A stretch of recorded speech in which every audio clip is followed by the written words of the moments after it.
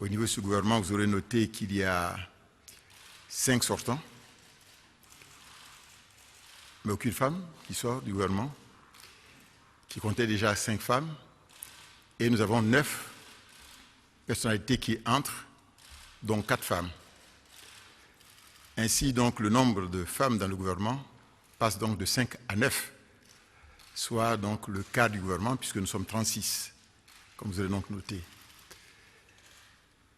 L'objectif de ce gouvernement, c'est un gouvernement de mission et de combat. Il faut faire en sorte que nous réalisons rapidement les instructions données par le président de la République et les engagements qu'il a pris devant la nation ivoirienne, de faire en sorte que ce pays devienne un pays émergent en 2020. Vous savez que d'ici 2020, c'est total 29 000 milliards de francs CFA d'investissement qu'il faut faire pour ce pays. Et les 5 grands axes retenus dans le programme du président de la République concernent d'abord le renforcement des institutions pour la gouvernance et la paix, premier chantier.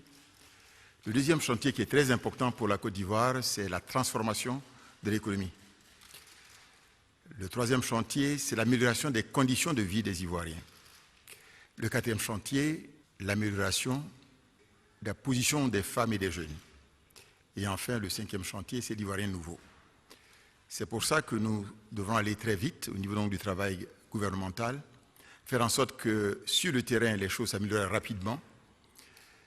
Et c'est ce qui explique aussi que l'ossature du gouvernement a été conservée pour que nous ayons des gens à la fois efficaces, qui soient donc des gens bien formés et qui puissent donc aider les jeunes qui rentrent dans le gouvernement à faire en sorte que l'ambition du président de la République de réaliser une Côte d'Ivoire émergente en l'an 2020 soit réalisée.